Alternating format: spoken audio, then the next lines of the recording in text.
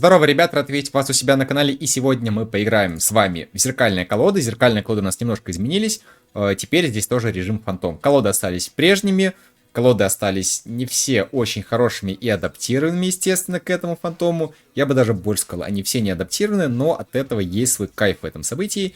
И сегодня я вам покажу пару боев, насколько мне хватит билетиков, поиграем, посмотрим и, в принципе, разберем, как и этим теперь играть, если там действительно есть умалишенные колоды.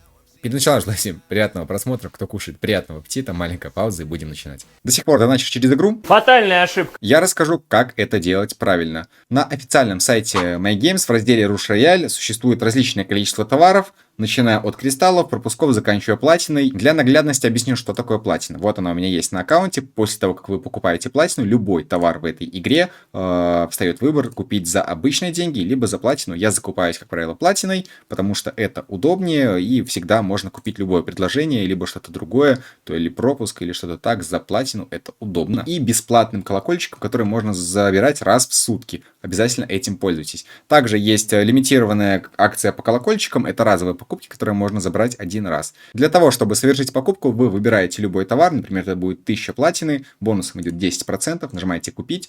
Для того, чтобы поддержать меня и принять участие в розыгрыше, который проходит каждый месяц, нажимаете «Поддержать автора». Вводите мое кодовое слово «Але». Можете написать любое сообщение, которое придет мне на аккаунт, я его увижу. После чего нажимаете сюда, выбираете платформу, с которой играете. У меня это iOS. Выбираете свой ID, нажимаете «Продолжить», после чего перекидывает вас на окно оплаты, где вы оплачиваете любым удобным для вас способом. Так, регнул я бой, получается, в зеркалке за 2 билетика, потому что за 2 билетика регать выгоднее всего, если вы побеждаете. Я очень надеюсь, что получится выиграть, я очень надеюсь, что с первой же игры нам дадут хорошую колоду. Я постараюсь найти плюсы в этой колоде и построить какую-то своеобразную тактику, по которой я буду строиться и выигрываю соперника. Если выпадет колода яда, это будет, конечно, фиаско, потому что я на стриме пробовал играть в зеркалке, мне попалась колода яда с плющом, отравителем. Это, наверное, был худший мой опыт за все время, и нашелся нам соперник. Хорошо, поехали, смотрим колоду. Бард. Снежинка, Бард, отлично. Хорошая колода. Let's go. Давай, братанчик. Выставляй пешки. По талантам у нас барабанщик. Великолепно. Могло бы быть. И все барды мне падают сразу в центр. Давайте думать. Давайте думать. Я, в принципе, не против качать кого-то в центре. И копирую я со старту только мечи. Бам. Ловчих я скипаю. Нахожу как можно больше дриад. После чего я вижу, что у меня на столе всего лишь один красный мечик. И поехали дальше. Красные мечи соединяем. Закидываем это сюда. И центральные барды, они на самом деле неплохие. Они очень неплохие, нельзя недооценивать их. Поэтому я их обязательно качаю. И верю, что хотя бы просто один вот сюда выпадет. Этот хороший, он будет резать броню на фантома мне. У моего оппонента стол дриад. И копирует он исключительно дриад, что, наверное, ошибка. Ну, это по-любому ошибка, не надо было это делать. Мы нажимаем вот так, замораживаем. И по каким-то непонятным причинам я со своими уровнями барда нахилил фантому ровно столько же, сколько и он. Хотя у меня 4, 2 тройки. У него барабанщика возле фантома не стояло, и броню ему никто не резал. Хорошо, ничего не понятно, идем дальше. Идем дальше. Вот этих братанчиков я буду убирать. Однозначно. И пытаться найти... сюда барда. Игра, пожалуйста. Так, хорошо. Отдаем все сюда. Ну, кстати, ловчих, наверное, не очень хорошая идея скипать. Так, ну мечи я между. Обязательно. Между собой. 2 глаза. Урон хороший, урона побольше. Я предлагаю пока что остановиться, покопить чуть-чуть стаков. За счет того, что у меня стоит в центре 4, стаки копятся. Можно немного пропустить волну. Подкопить маны. И еще раз включить. Стаки пойдут. Вот теперь у меня точно должно быть больше урона. И на старте, как бы, это очень сильно решает. Вот эти 14 стаков, они действительно зарешают. Прожимаем снежинку. Замораживаем его братанчиков и нахиливаем на 30 тысяч больше. Всего на 30 тысяч больше я нахилил, но босса я убиваю намного быстрее. Что-то непонятное происходит с фантомом. Очень странно по нему проходит урон. Так, я все еще жду мечи. Мне нужно больше мечей, нужно больше стаков. У него вообще нет ловчих, у него просто full стол дряд. Я пока что не понимаю, почему он играет так. Так, это я не успел. Он еще закидывает в меня способностью снежинки. Забираем процентик. Отдаем 2 манапа и давайте стаки. Давайте стаки. Нужно перехилить, чтобы его сейчас замержило. Кстати, вот это он неплохо сделал. Он поставил 5-го барабана в начало. И за счет этого он будет лутать стаки. Ну, извините, мне не повезло, ребят. Мне не повезло. У меня барабан в начало не выпал. Он выпал почти в начало. Так, он, кстати, почти догнал меня по стакам. Так, пару пешек призвать.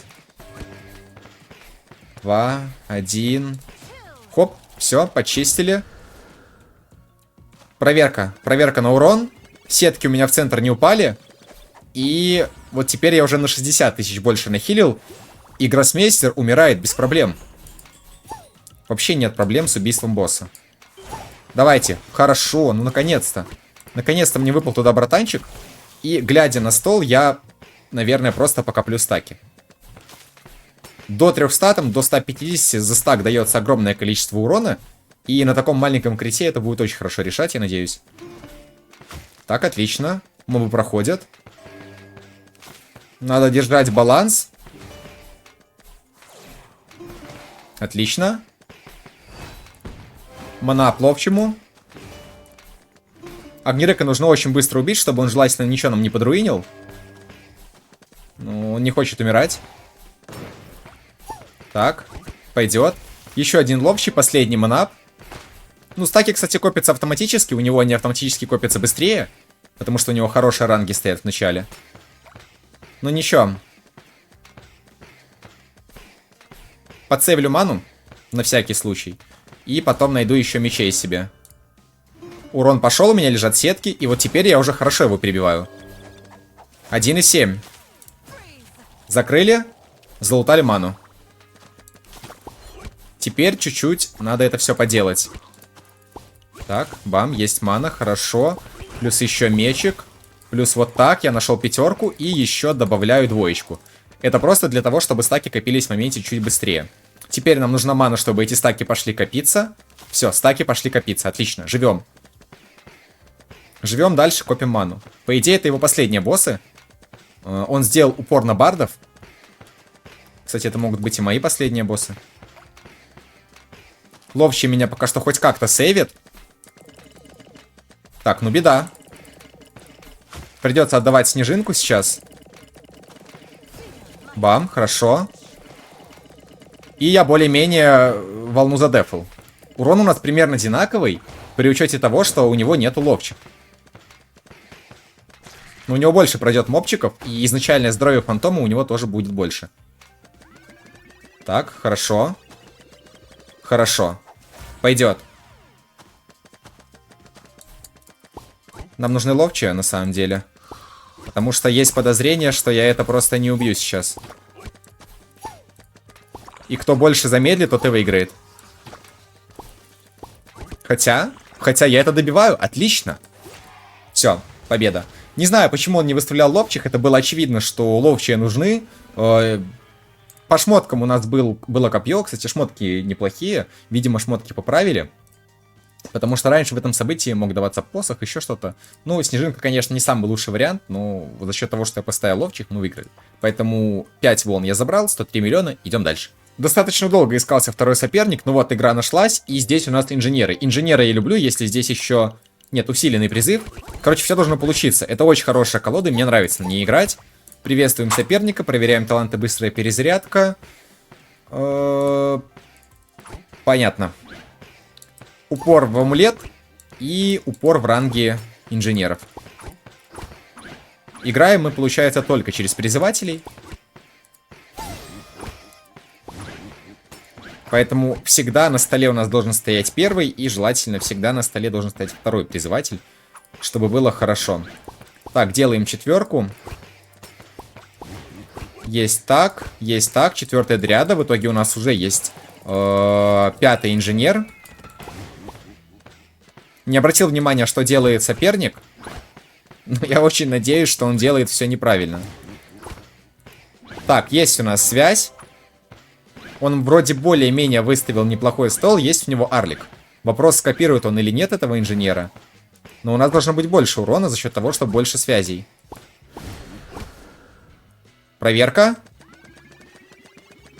Ну, примерно одинаково. Я, конечно, перебил на 10 тысяч, но... Но мана моя. Мана моя, это радует. Так, копируем. Добавляем ранги. И дальше идем через призывателей. Главное теперь не ломать связь. Потому что проигрыш хотя бы на одном боссе, это будет просто, грубо говоря, конец. Так, хорошо, еще дрядка. Еще одна пятерка. Пока что везет. 7% амулет, по идее, еще один мерш в точке, и у нас будет фуловый амулет. Так, это убираем. Это убираем. Нужно что-то типа третьей дряды. Хорошо. Хорошо, но я и пока что не понимаю, куда убрать вот этого мимо. И, кстати, стол у него достаточно неплохой. В цепочке у него много инженеров. Инженеры у него высокие. Прокидываю гайку. Так, и еще на один призыв мне не хватит, поэтому я просто переверну вот так вот призывателя. И будем смотреть на урон. И по урону он меня, кстати, перебивает. Я не понимаю, почему. У меня огромное количество связи, у меня хорошие ранги. И он забрал ману. Как? Манап. Я забыл про манап. Поэтому, чтобы про него не забыть, давайте я его, наверное, сразу докачаю. И вот теперь я точно должен перебить, потому что цифра урона у меня в моменте больше. Так, подкачиваем. Амулет у нас готовый полностью. Нам нужно обязательно перебить его на гроссмейстере. Поэтому сейчас я скопирую дряд.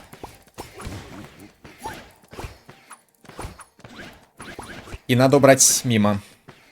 Обязательно. Так. Так. Все, сидим. Сидим. Маны пока что все равно на большее не хватит. У него не хватает 2 инженеров, у меня не хватает 3 инженеров. Манапы максимальные, у него есть пару скопированных, у меня раскачан амулет. Вопрос, кто сейчас задамажит больше? По логике. По логике должен я. По факту проверяем. Так, ну это здесь что-то близкое у нас.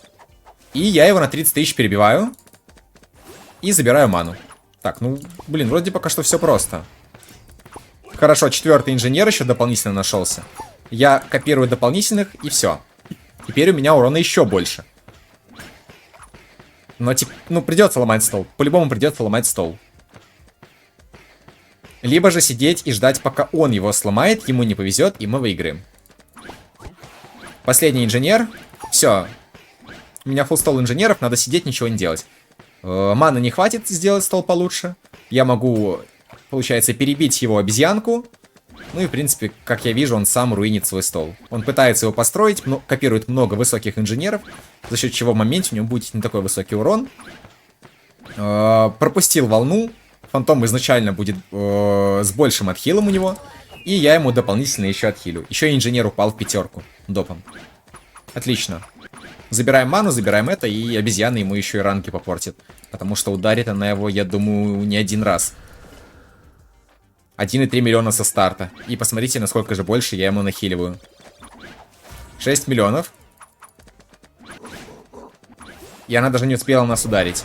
А его она бьет.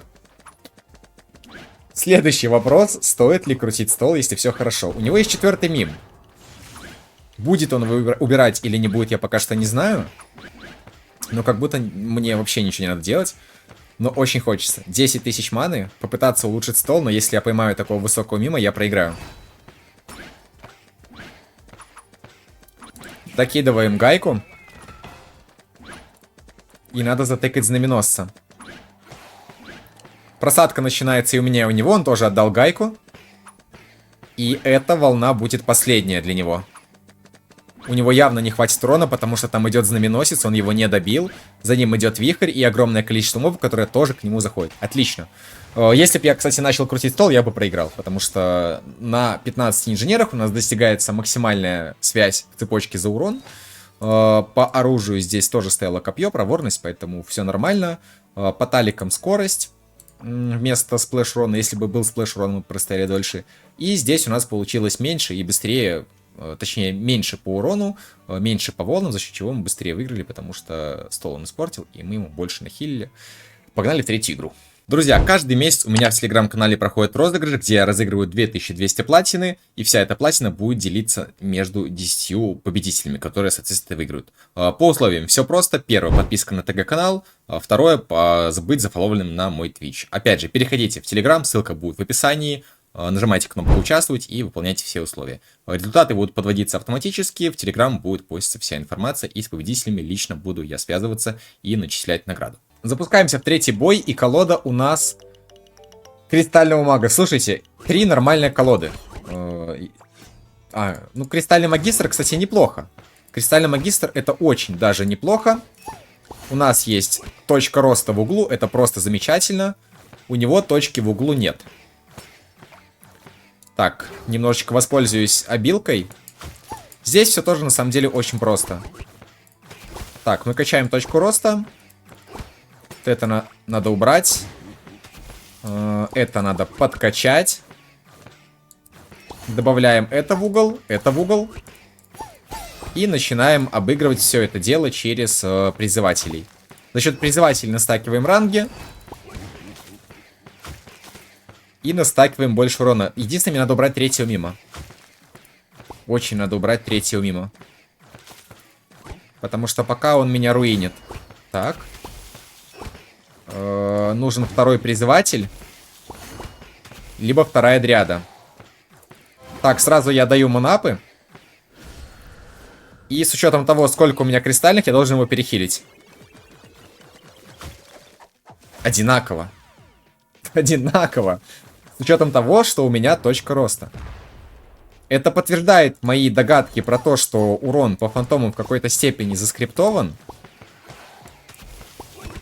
То есть, вот вы видели, насколько быстрее я убил босса, но по фантому урон был одинаковый.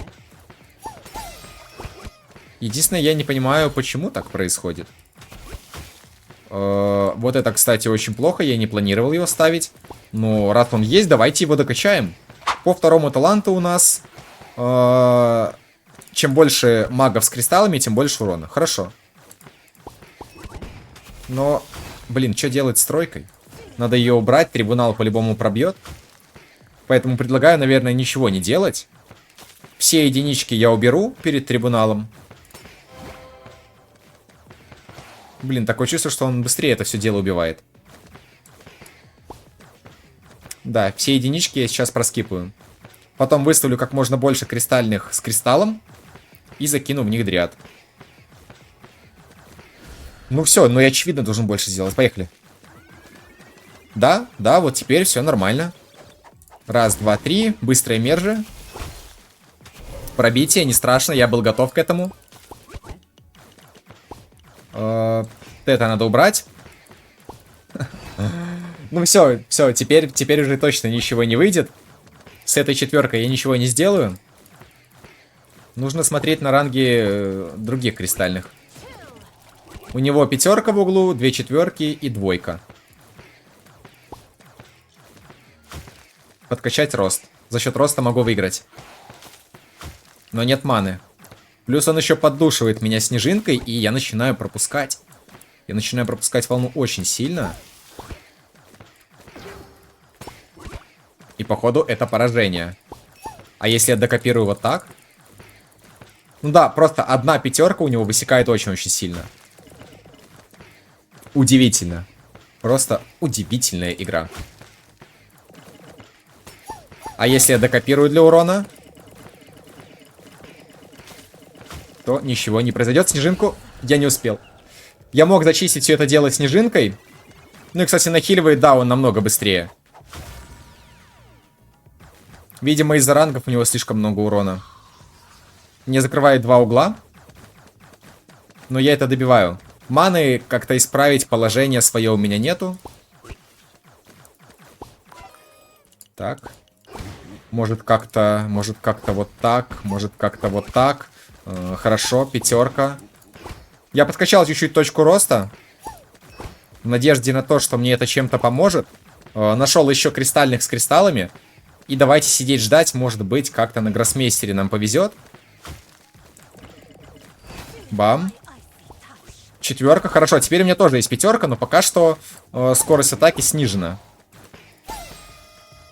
Плюс я активировал Арлика на следующую волну. Если я доживу до нее, опять же. Так, у него есть снежинка. Естественно, она мне закрывает 5. И шанс на то, что волна у меня пройдет к концу, очень-очень высокий. Так. Так. Просто дожить до босса. Если мы доживем до босса, все может быть неплохо. Доживем? Одно сердечко оставь. Хорошо. Плохо, на самом деле. Не, у него просто какой-то невменяемый урон, я не понимаю. Кого? Пойдет. Пойдет, братанчик. Красиво делаешь. Ему он соединил что-то ненужное, мне он соединил 4. И больше он ему ничего не успел. Я не знаю, как общаться с этим гроссмейстером. У меня куча 2 и 3, он мне межет 4. Мы это добили, но сейчас будет просто уничтожение на волне. У него очень хорошие угловые ранги. Очень хорошие. У меня просто никак не получается это перебить. У него все умирает в начале. Погорячился с названием хорошей колоды. Я могу заявить, что для меня эта колода полностью непонятная. Я абсолютно не понимаю, как ей играть. А если так? А если так, так? Может еще как-то вот так? Хорошо. Но все равно я пропущу быстрее. Была бы снежинка, может быть, подстопал, но у меня еще сердечек не оставалось, и мы проигрываем этот бой. Для меня эта колода отправляется в копилку колоды яда, потому что, ну, какой-то максимальный рандом. Вначале я построил стол немножко лучше, мне показалось, что я должен это все дело перехиливать. В итоге все за буквально 10 секунд перевернулось с ног на голову, и я проиграл просто без шансов. По примерной такой же аналогии работает колода Плющ-Отравитель. Есть также достаточно забавная колода с элементалем холода и магом холода. Колода, не имеющая смысла и не имеющая какого-то потенциала. И есть еще колода с Гаргулей, которая тоже супер отвратительная. Поэтому с учетом того, что сюда перенесли фантомы в это событие, а в некоторые не перенесли, я думаю, что и колоды будут меняться, будут добавляться новые пешки. А если сюда еще добавить событийные пешки, которыми можно будет играть, то событие станет супер актуальным. На этом у меня все, друзья. Всем огромное спасибо за просмотр. Пишите, что вы думаете по поводу этого события, кто в него играет и какие самые нелепые колоды вы в нем видели. Всех обнял, всем пока. Put my heart in your hands till it came back round.